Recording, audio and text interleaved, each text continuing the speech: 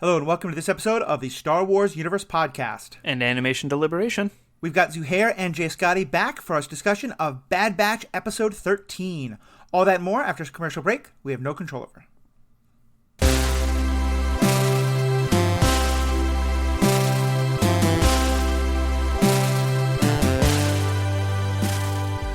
Welcome back, folks. I'm Matthew, your host. And I'm happy to say that today we have both of the hosts of Animation Deliberation, the folks who've been kind of co-hosting this along with us, since it's both Star Wars and animation content, Zuhair and Scotty. Zuhair, we haven't gotten to talk to you in a while. How you been? How you been liking the show so far? I'm doing pretty good. It's been great watching this show. Got a lot of the continuity that I've been hoping for, and of course, amazing animation, great action, awesome storyline. It's been fun listening to the Star Wars Universe podcast after watching every episode, so I'm glad to be back on it.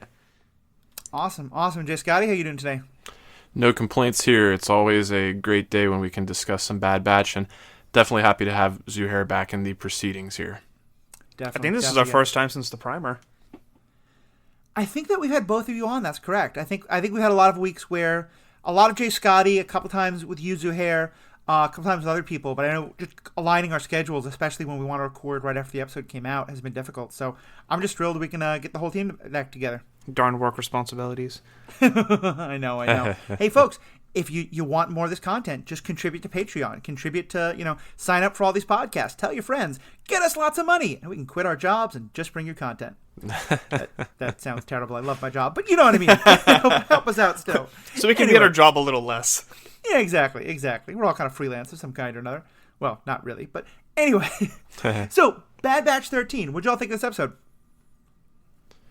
It was one of the slower episodes for me, which for me to say that kind of says a lot because I've always found the positive in everything. I felt really confused at the beginning. It made me feel like I had missed an episode. Like, wait, what's going on? Yeah. I'll dive into it a little more. I'll let Scotty give his overall, but it was a little bit confusing and a little bit on the slower end for me. Obviously, there's lots of pros, lots of great things to talk about, but this is probably one of my lower tiers out of the season. That's fair. I think those are all fair criticisms, and I probably align with you in a lot of those ways. I enjoyed the episode for what it was, and I agree with you. There was some pretty good takeaways.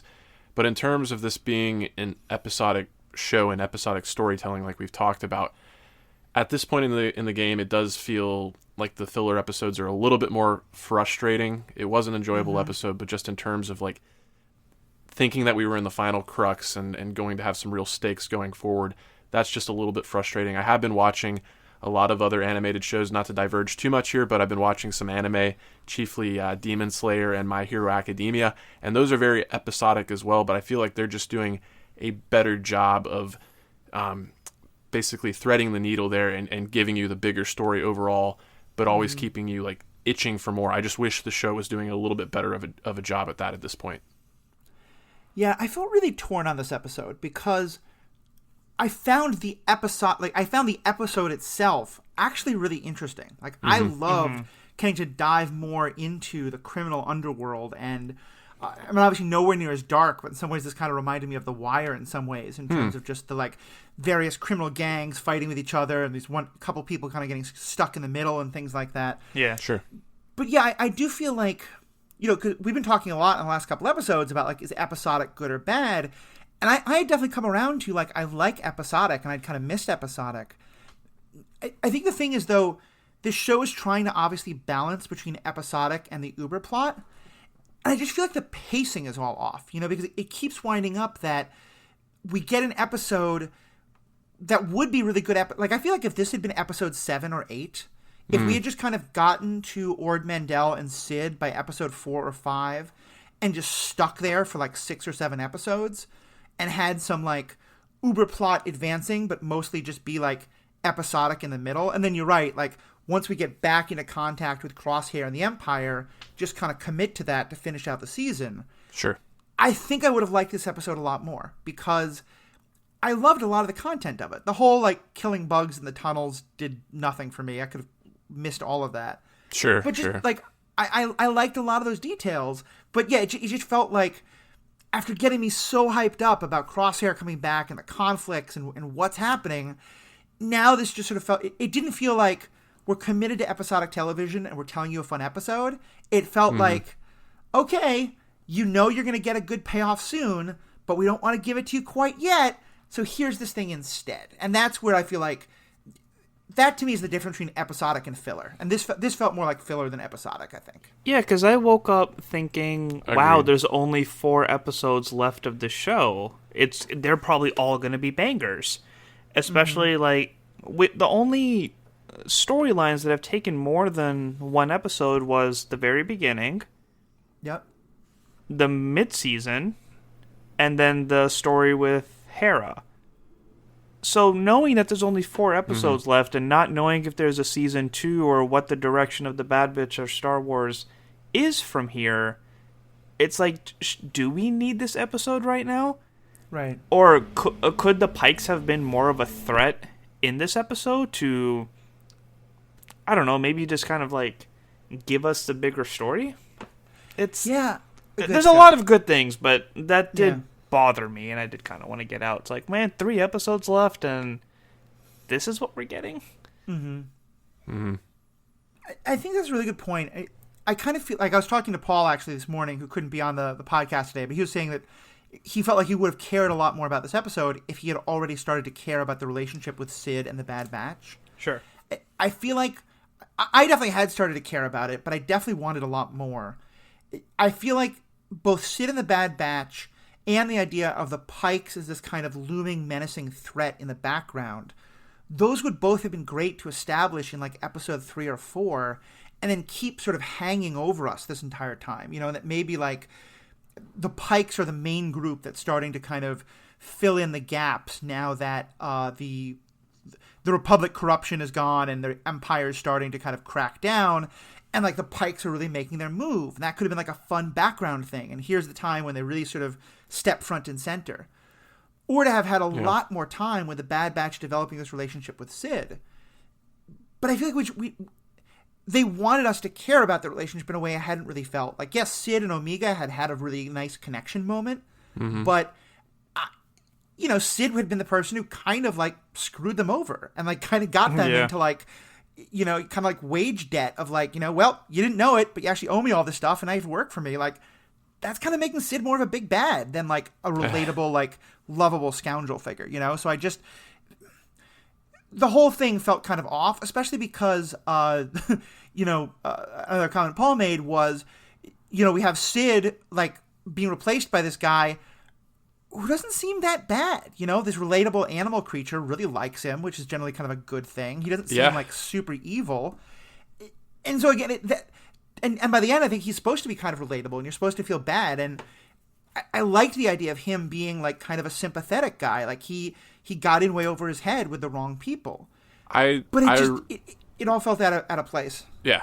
I really enjoyed the character role, and I thought he was the highlight of the episode and a nice addition. It was cool. He kind of felt like almost like a Bond villain in a way, where he's from his cut of cloth is he's spoiled and had everything handed to him on a silver spoon. You can even tell with his garb, like when it goes down to Ruby on the ground and you can see his boots. He's got like these nice snakeskin or maybe some other alien creature boots. But yeah, just the fact that Omega is always kind of the heart and soul of this team, and she has that moment with him when they're in captivity, and she sees that there's some good there, and she's even able to convince the Pikes. And I have to get some clarification on the Pikes. Is that a species that we should be familiar with, or a group that they were broadcasted as being very threatening? They kind of reminded me of the Kaminoans in terms of their vocalization. Should I know who the Pikes are? They were in Clone Wars, Rebels, and the Solo movie. Yeah. Who were they in Solo? Or where were they? Solo? That's who they got the spice from. So they mentioned the Pikes a lot. I'm not sure if they ever showed. Yeah, I'm not sure if they ever showed the Pikes, but there's such an interesting look. I don't know how they would look live action. But yeah, they play a pretty important role in the Clone Wars. Okay. They never kind of go too specifically into it, but the idea is that they are another criminal underworld, kind of half family, half race. That's kind of like them and the Hutts are both rivals for the criminal underworld. And they become particularly important because try to fill this in quickly. Well, spoilers for towards the end of Clone Wars if you haven't seen that yet, but skip ahead a minute. Basically, it's discovered that the way the Jedi figure out that the Sith were actually behind the original creation of the clones, the Pikes were an essential part of the plot. Like, the Pikes had been working with Sifo Dyas and then had killed Sifo Dyas, or like taken him. It's kind of a very confusing thing. I don't remember the exact details, but basically, like, Dooku was working with the Pikes to help kind of hide the secret of what happened to Sifo Dyas, and then he turned on them. And so there's a moment where our heroes are working with the Pikes against Dooku. Interesting. Okay. So yeah, they're an interesting group, and they definitely have kind of like some sense of like honor among thieves and things like that. But also, Zuhair, and tell me if you would agree with this, I felt like in the show we were always told they were a lot more menacing than we actually saw them. And here I felt like I really believed the menace of them. Like, I thought they were much more effective characters in this. 100%. I 100% agree with you. I loved them. Like, yeah, the presence that they had, like, when everyone started pulling their guns out at them, like, we got your money, like, back off. And the fact that they were just, like, staring down and, like, not flinching, it's like, we've done this before. You're going to give us our money, or you're going to die. Like, they didn't even have to say anything for me to get that vibe. And then the next scene where, like, everyone's knocked out and you find out there's still only 4 of them. Like, they didn't bring in backup or anything. There's like, all right, we're going to clean up shop just to show that we're serious right now. And as much as I would have loved to have seen it, like, that essence of, like, all the action happening in the background was like, oh my God. Yeah. It reminded me a lot of that scene I've seen in a lot of mob movies where, like, you know, a bunch of small-time criminals, like, try to rob somebody without realizing they're, like, the big guy in some huge criminal enterprise. And the person's like, whatever, I'm not at all afraid of you, because if you hurt me, the amount of hurt that's going to happen to you, and, like, especially that line, like, to you and your families, that felt so much like straight out of a mob movie, you know? Yeah. I was like, okay, I'm really into this part of it. And their voices and everything. The expression on Roland's face, too, when the Pikes are delivering that threat, that's what just totally sells it, too. The fact that he's got his blaster up, but you can see his hand trembling, and they don't even draw their weapons. They're totally unthreatened. It's just very, very effective and does make them scary. What were you going to say, Zuhair? Right. I agree with your sentiment. It was just their voices and everything, like how sinister and calm and everything was. It was terrifying, and I really want to see more of them after that. Mm-hmm. Me too. Yeah. That's why I said I'm so sad that they're just kind of being introduced here as maybe kind of a one-off, because it makes me really wish that we'd had them since episode 3. Yeah, that confrontation with Sid over the series would have been really fun, because it looked like the Bad Batch would have even have to have, like, struggled with them. Yeah. And when they squared off and everything, too, when they threatened Omega, I was like, ooh, this could get really interesting right now. Yeah. Yeah. Well, especially because, J. Scotty, do you know what spice is? Spice and, well, it's funny that you clarify, because Spice definitely Dune does remind me of Dune. But my familiarity with Spice, I know the smugglers, they smuggle spice. Han Solo, he was smuggling spice when he did this Kessel Run. That's what I know about spice in Star Wars. It's kind of the catch-all drug. Yeah. Right? Yeah, it being a drug, I think, is a really important part. And that's, again, part of what gave me, like, the Wire feel to it. Like, it's because of the kind of, like, not that it's a kid's show, but that it's always supposed to be so very kid-friendly. They've never really gone into what spice is, except in the books. But it's basically like cocaine or heroin. That's how I thought of it. Highly addictive, dangerous drug that being involved with is a bad business. And, like, yeah, I would have loved to get more like the Bad Batch, trying to wonder, like, how do they feel about basically helping drug runners, you know? It did have me questioning for a moment, but then it set Omega up for that great line when they do lose the spice initially. And she's like, well, at least we got rid of the spice, right? And she doesn't get a single reaction from anyone else. It's just like, shut up.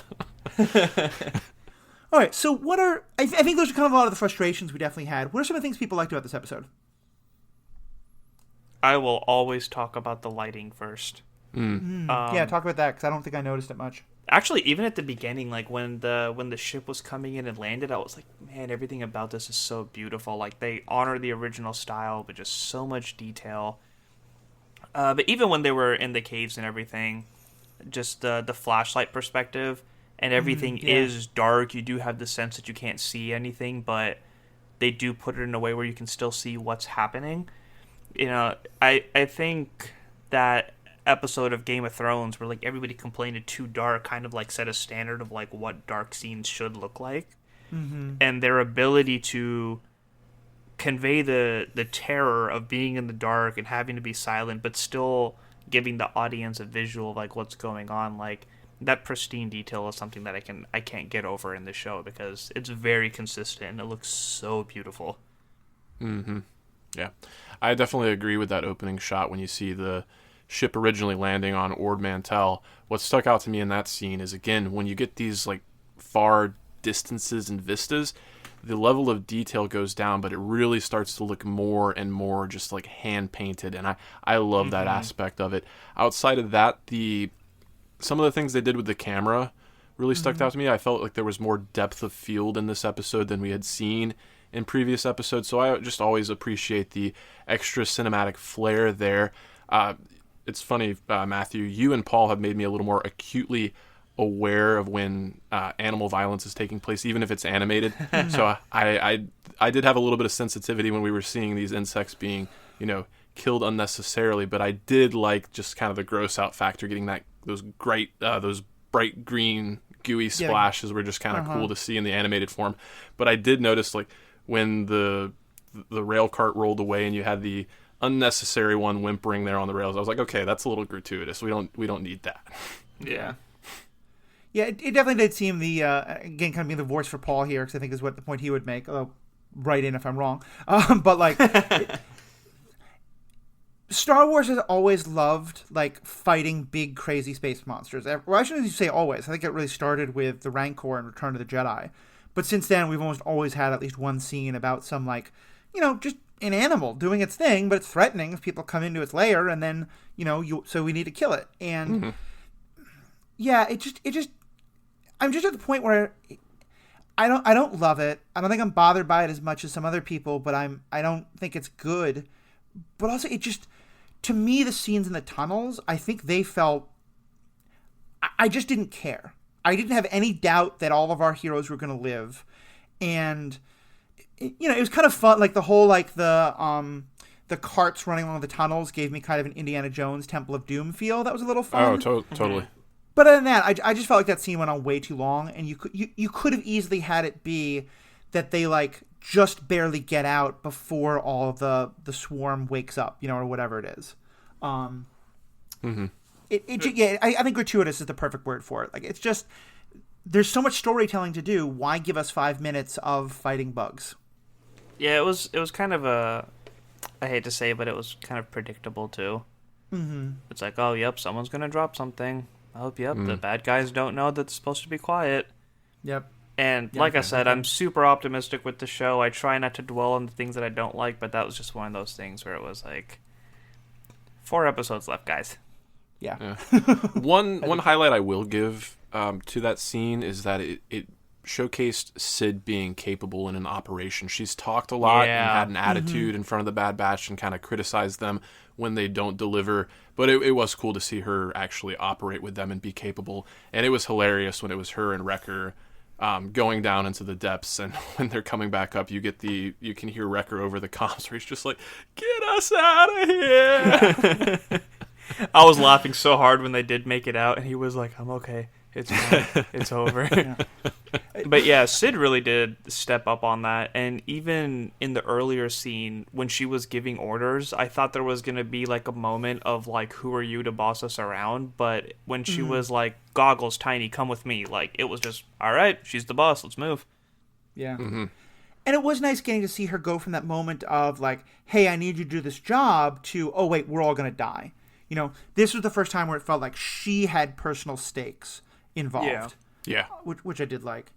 Yeah. Not to keep quoting Paul, but just because this is a point that he made. I don't want to steal it, but it's really worth mentioning, I think, here. He made the prediction that I think may be true here, is that part of what this was about was setting up both Sid and Ord Mantell to be very important in the last 3 episodes, and that maybe Sid's going to be playing a bigger role, since we did learn so much more about her skills and things like that, and also all the stuff about the tunnels. So we may have had Chekhov's Ord Mantell being introduced here to some extent or another. That's fair. There was a moment of Sid as well that I kind of appreciated, because she's kind of like, it is what she is. She's kind of like the person that you can kind of trust, but you can't trust. But when the kid was in trouble, she had that dialogue of, I got her into this mess, I'll get her out. Or, like, it's my job to get her out. So it's like, I think that's the first... I mean, sure, she, like, keeps the Bad Batch a secret at a cost, but that was the first bit of, like, honor that we got to see in her. So it's, like, cool. There's, like, some sense of code of, no, this is my responsibility. I'm going to make sure I take care of it. Yeah, I think part of... Kind of back up for a few episodes... To me, Cad Bane is the person who would never, ever do that, you know? Yeah. And if it's in a world in which all of the scum and villainy people are all like that, no one has any code, and everyone will backstab each other, that just kind of gets kind of boring. Mm-hmm. But I feel like a world where, you know, these are people, and people form attachments, and attachments matter, and you might be like, well, forget about the law, I don't care, and I'll betray people who don't matter to me.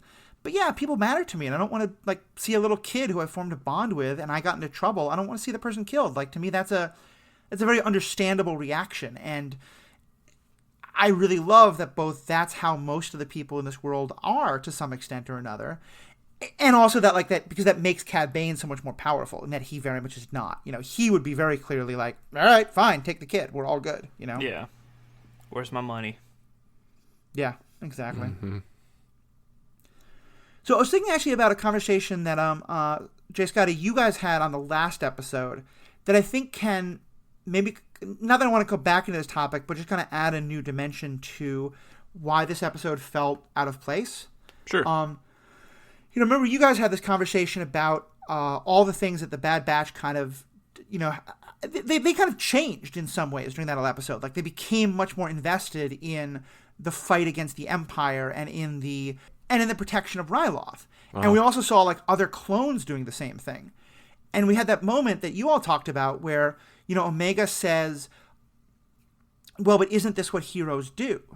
And I think, to me, I loved that line from her because it felt very naive, but in a kind of, like, she hasn't learned to be cynical about this yet. And part of what I got out of that was a sense of, like, the Bad Batch were kind of be like, yeah, that is kind of naive and silly, but really, why isn't it what heroes do? That is who we should be. Yeah. No, and I think the line was, that's what soldiers do, and I think it would have been more appropriate had it been, that's what heroes do. Right. But I think your point still stands. It's what kind of soldiers do they want to be. They can be heroic soldiers, or they can be the soldiers of fortune. Yeah, she has this very naive idea of what soldiers are, but you're right. They're like, why can't soldiers be heroes? You know, why can't that be? My overall point, though, is it felt like that episode felt like a major shift for the Bad Batch of, like, it's time to stop just being mercenaries. It's time to stop just taking jobs to get paid and to run away. Yeah. It's time to start being heroes. It's time to start helping the people who are being hurt. And I think, to me, that's why, like, Zuhair, I really like what you said about at first feeling like you were wondering if you'd skipped an episode. I think I had that same kind of thing where I was like, after everything that we went through and these big sort of, you know, a major point in the character arc of these characters, this felt like going back to normal in a way that felt very out of place. The way that you said that had me thinking of how we started this conversation about how we like to podcast, but we need our jobs. Yeah. I think that's kind of what the Bad Batch is doing, is that the mercenary stuff is their job and they're doing rebel stuff on the side. Mm-hmm. I like it. I could have seen that. I just wish there'd been like one or two lines about that, you know, about like, wait, should we be doing this? And being like, well, yeah, but like Sid's been there for us, even if she's kind of terrible, and like you said, we got to get paid to get back to the stuff we care about, you know. But yeah, that is fair. That they don't have to have a complete face turn like 180 degrees just because of one episode. Yeah, I think seeing a little more of the Pikes or the intensity of like the influence they had on the situation probably would have changed that.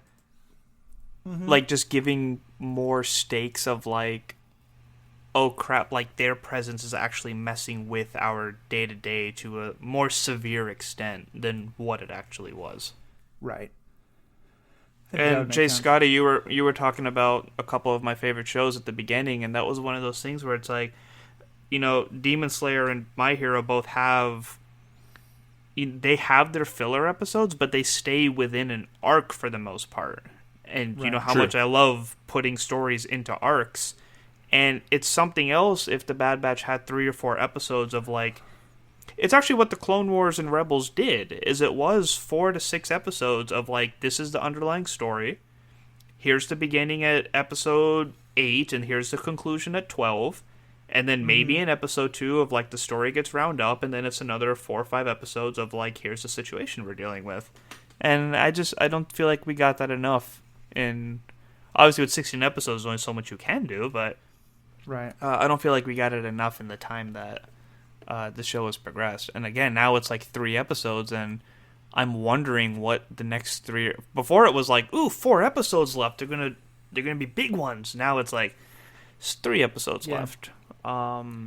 Is this, third to last episode going to be another one shot, and then the last 2 maybe be something big? Like, I don't know. At this point, that seems entirely plausible. I wouldn't have thought it going in last week, but yeah, totally could be. Mm-hmm. Yeah, I think we should have no idea. It could well be that we get like next week starts off a 3-episode arc to end it, or it could be we get 1 or 2 more just day of the life episodes that are just kind of subtly setting up. I'm still holding out hope that we got 1 episode set almost entirely on Coruscant. I think that hope is becoming more and more dim as we go along, but that is definitely my hope. Do you think Tarkin is gone for good? Was Tarkin only there to help kind of like start us off, and now we just have this new admiral instead? Again, had you asked me at the beginning of the season, I would have said no way. But the fact that we have not seen him, since episode 3 now? I want to say episode 3 was the last time we saw him. Maybe we might have seen him one other time since then, but I really don't know what to expect. It might just be Rampart going forward. But the comparisons to the anime, the one clarification I want to make there is like, the shows don't need to be the same, and I know that this show is something different, and just the influence from like the Dirty Dozen and the Magnificent Seven, it's kind of set up to be this kind of like A team that tackles a mission of the week. But that being said, all throughout these proceedings, we've had this bigger story being frequently broadcast. That's why there's just the conflict there and the comparisons being made. And it's really only here at the end game that it's starting to frustrate me as much as it is. And that being said, I provide the caveat, like, I did enjoy this episode. There was a lot of enjoyable stuff out of this episode, and I do think Roland was the standout, so I'm optimistic that he will return. If not in this season, he doesn't need to show up in this season. It would feel a little disconnected, but if he shows up in future seasons, I would be totally on board. And I will ask, the name Issa Durand, is that a name I should recognize as well? You mentioned the Pike's history in the show. Should I recognize the Durand crime family?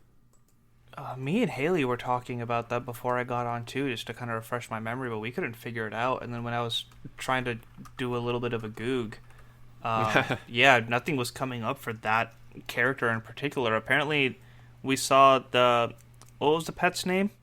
Ruby. Yeah, apparently we saw Ruby earlier, but I'm drawing a blank on that Ruby episode. Ruby showed up in the beginning of episode 7, because that's when we got that great transition. Ruby got when they were flying, Ruby was like loose in the ship, and then when they finally caged her, they had that awesome transition from Ruby being in the cage to Sid and like funny looking lizard. Right. But which was another kind of like this new guy being kind of better than Sid in a weird way. He's better with animals. Like, he cares more for it. Yeah, true. I didn't know that name, which it did make sense to me though, because it felt like by the end of the Clone Wars, the existing leadership of the Pikes had all been pretty much wiped out. So this felt to me like a new sort of part of the Pike family was starting up. I see. Especially the Hutts, I think the Hutts are like a race, but then are mostly like a bunch of like internal crime families, like that all work together. The Pikes, I think were just like a race. I don't think they had like sort of different clans or family groups. Am I remembering wrong there? I think you might be right on that. I feel like we can go back and forth on all this, like the episodic versus filler stuff, and I think we'll kind of wrap that up as we get to the end of the show. But just kind of like, it may just be this was a fine episode. I feel like if I'm watching the whole show again, I don't think I'm going to skip this episode. But it might be the one where I'm, spending a bit of time in the kitchen making popcorn or something like that. Sure. Yeah. As tied into it. But given that, I think it's okay if we kind of wrap this up, without going too long. Any other kind of last thoughts or ideas, though, or stuff we didn't get to talk about?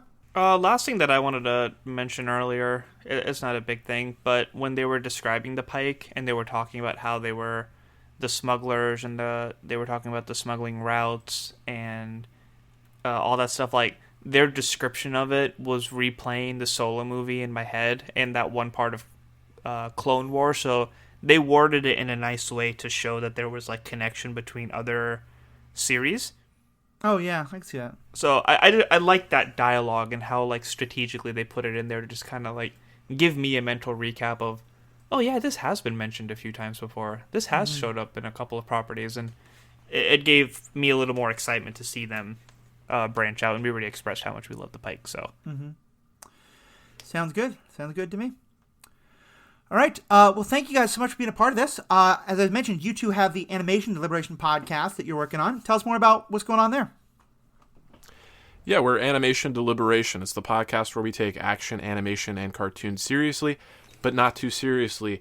We are very excited for Masters of the Universe Revelation that just dropped on Netflix. We did a primer episode of the classic 1980s series in which a frequent collaborator, Brian V. Klein, a lot of listeners will be familiar with that name, he brought in a He-Man expert, Dale Morris, to do a primer on 10 essential episodes from He-Man and the Masters of the Universe. So go check that out and then watch Revelations and let us know what you think about Revelations. We're going to do a couple of episodes of coverage on that, so very excited for that. And then What If is just around the corner, so extremely excited for that as well.